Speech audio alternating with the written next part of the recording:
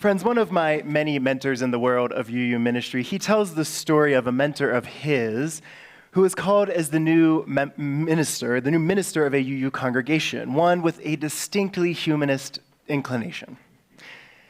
After this minister, his mentor was called to this church, but before she had officially begun her ministry, this congregation, they handed their new minister a list. They handed her a list of readings not to use, words not to say, and hymns not to sing. Whew. I'll say thank you for not doing that to me.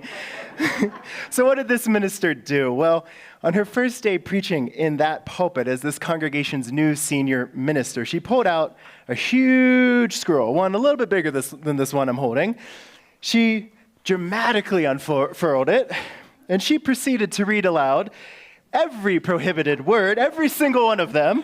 You can imagine what they might have been at a UU congregation: God and faith and Bible and Jesus and Spirit and church and amen and on and on.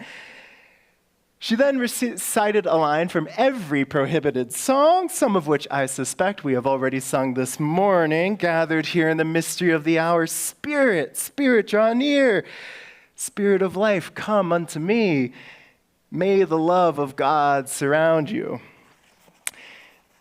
And then, after she had finished her recitation and put the scroll away, this minister said to her new congregation, "Now that we have that out of the way, let us try and do something real together. Let us try and do something real together." Now, those of you who are new to Unitarian Universalism might be thinking to yourselves, hold on a minute, I thought this was a church. Why in God's name would any of those words have been banned? Well, you sweet, sweet innocent children. You see, this religion of ours, Unitarian Universalism, it has a somewhat complicated relationship with being just that, a religion. As those of you who've been around a little longer no doubt know, and I heard that in your laughter. Indeed, I suspect that for some of us here, we might still have a hard time hearing Unitarian Universalism, our faith, referred to as a faith, and that we might still cringe a little bit when we call this community of ours a church. Now, there are, of course, good reasons why many of us feel that little twinge inside when we hear the capital R word, religion. For many of us, Unitarian Universalism, it's where we turned when we left more conservative traditions.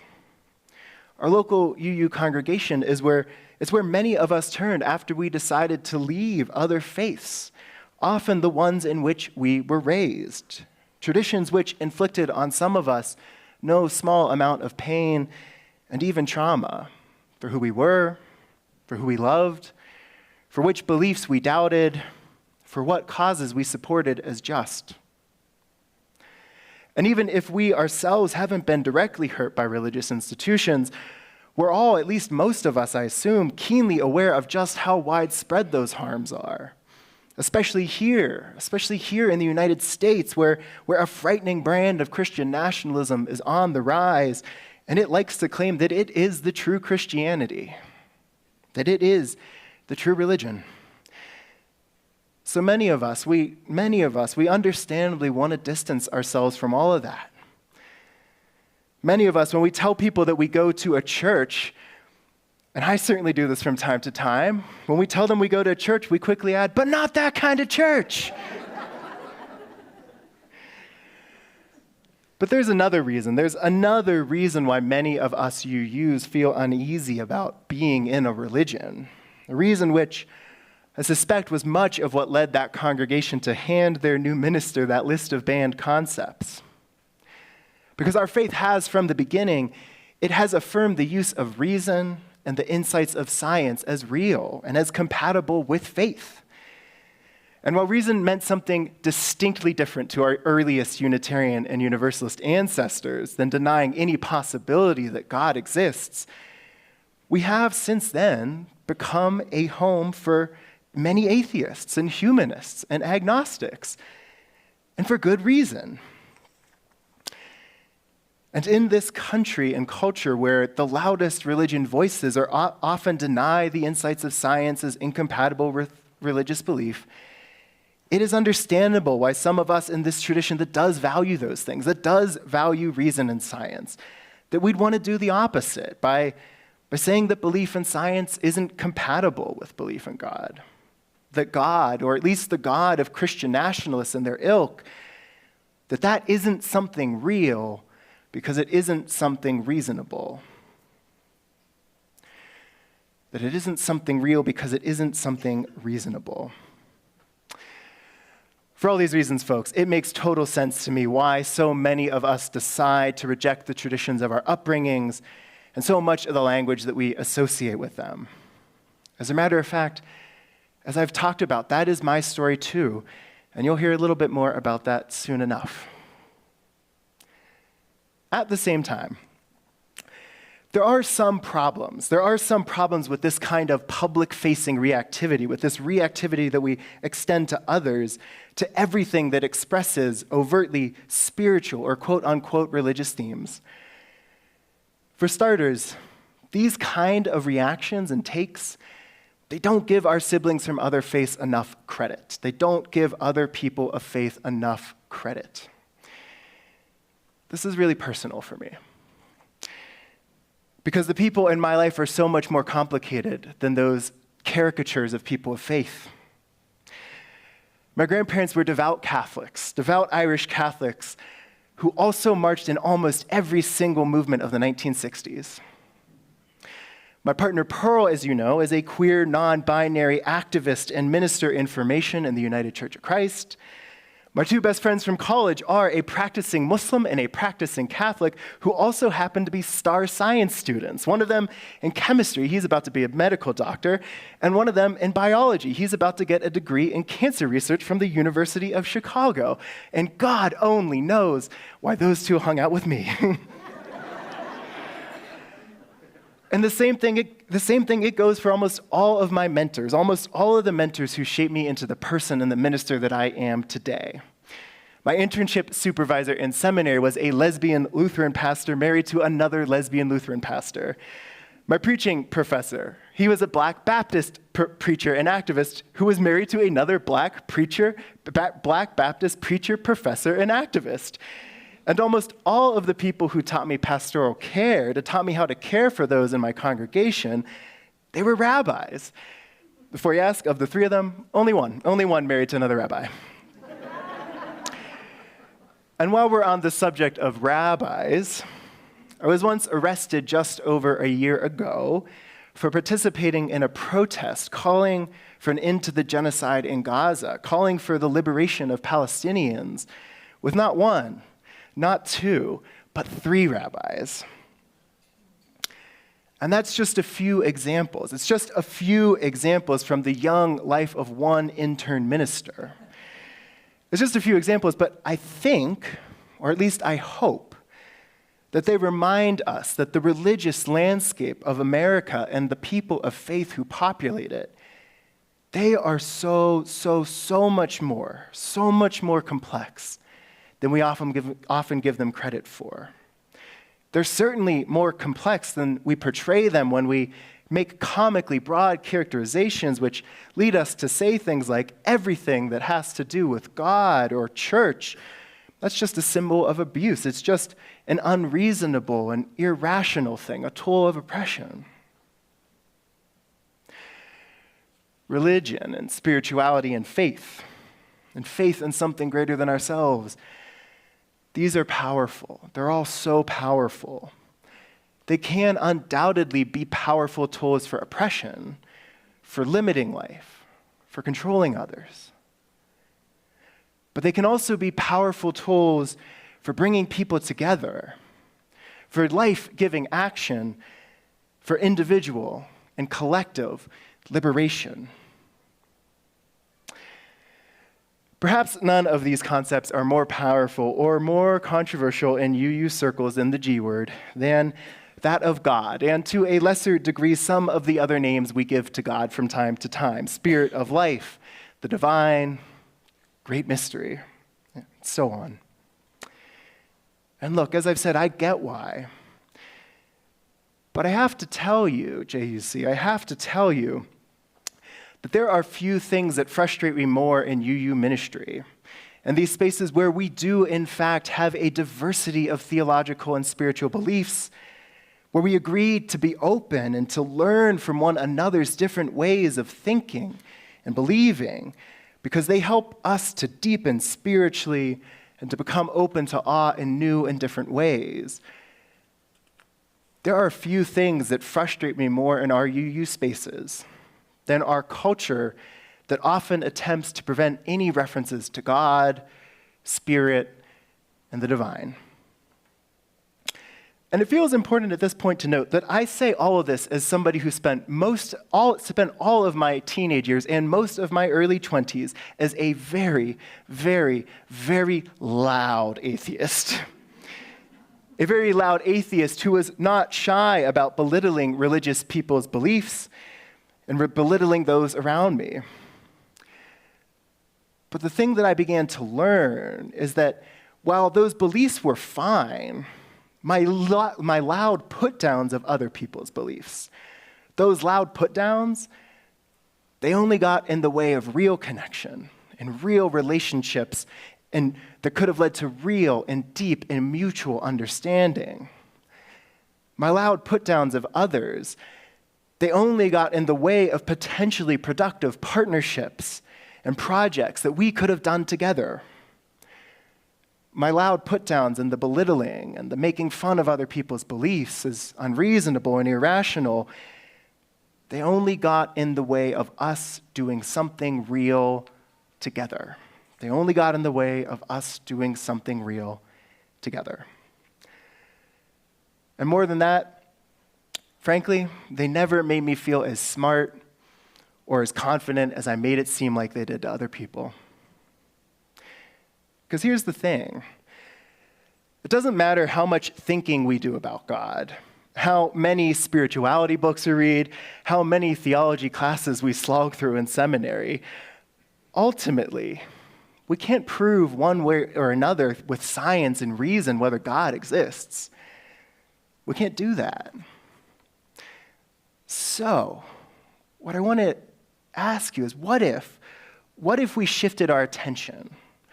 What if we accepted that reason and rationality and science, valuable tools as they are, what if those tools are perhaps not the best ones to approach God with? What if we approach the divine not as something to think about, or at least not only as something to think about? What if we approached it as something not to think our way into believing, but to open ourselves into experiencing? What if we thought about the divine not as something like that big man in the sky, big white man in the sky, but as a power in this world, one that we can experience, one that we can feel, one that we can feel in our bodies and our hearts and our relationships with one another? And I know this might sound a little too woo-woo for some of us. I know that some of you might be quick to point out that you have never felt that power at work in your life, that you haven't had that moment of God coming down and talking to you, as is so often portrayed when you went off up to the mountaintop or out into the desert or knelt alone before an altar. And that's okay. That is okay, because we all experience awe, and we all experience the divine mystery in different ways, whether we believe in it or not. But what I want to suggest is that maybe those otherworldly personal experiences, those aren't the only ways of experiencing the Spirit. They aren't the only ways of experiencing the Spirit moving through our lives. I am a deeply spiritual person, and I have absolutely had profound spiritual experiences in those more traditional ways, on retreats, and while reading poetry, and while doing my morning prayer practice. And it is also true. It is also true that so many of my most profound encounters with awe, so many of my most spiritually transcendent experiences, they've come not in those more traditional ways. not in those highfalutin ways, but in the everyday life of community. The everyday life of community. Community. That is where I have had many of my most inspiring experiences of awe and wonder. It's in worship gatherings like this one, when we raise our voices together in song and in prayer and in joy and lament, when I have felt most unmistakably the stirrings of the Spirit of life in my heart. It's in late night gatherings with beloved friends crowded into rooms far too small to hold us. It's in those moments and in those people as I looked around at their faces. It's in those moments when I have seen most clearly the face of God. And it's in collective actions, in protests, and in rallies, and in communal acts of civil disobedience like that I have felt most keenly the power of the divine moving in the world. You know, folks, I have never felt more closer to that spirit as I understand it than in actions like the one I alluded to earlier, the one which called for Palestinian liberation and an end to the genocide in Gaza, the one with those 3 rabbis, as well as 2 of my UU minister colleagues and dozens of others, including many of my seminary classmates from a broad range of faith traditions. I felt God in the strangers whose arms joined with mine as we demonstrated. I felt God in the collective call that we raised for peace and for justice. I felt God as together we sang. As together we sang a song whose lyrics come largely from the Hebrew Bible, from the Psalms and the prophet Jeremiah. I felt God as together we sang a song whose original melody was brought into being by enslaved black folks in the American South, enslaved black folks engaging in their faith practice of singing the spirituals. A song, a spiritual, later adapted by the American labor movement and then popularized during the civil rights era, and since sung by justice-seeking groups across the world. We shall not be moved, we sang. We shall not be moved. We shall not be moved, just like a tree planted by the water. We shall not be moved. Over and over and over we sang it. And as we sang that song, I looked around at our group with all of its commonalities and all of its many differences. I remembered all of the horrors that had brought us together. I tried to hold all of the realities that, unlike me, some of those people were risking everything, up to and including deportation. And I recognized that by singing that song, we had assumed not some ultimate heroic position, but the responsibility to honor the legacy of every single justice seeker who had passed it down to us through the generations. In that moment, with those people, I felt us becoming joined together to one another and with all of the generations before us by a power, a current, one that almost seemed to be pulsating like a common heartbeat, a power that carried us on. And whether you choose to call that power God or spirit or awe, it was something real. Something real. Something real which has impelled generations of compassionate people and justice seekers to join together and to act. Something real which continues to empower people to this very day. Something real which will, I suspect, continue long into the future to call people towards each other and towards justice and towards the beloved community that we seek to build in this church. Something real which will continue to call us onwards and sustain us until that beloved community is indeed something real in this world, until it is fully realized. That power is something real. Something we can and do experience, something we can and do answer, something real we can only honor in its fullest extent. together. And so, now that we have that out of the way, let us try and do something real together. May this be so, and amen.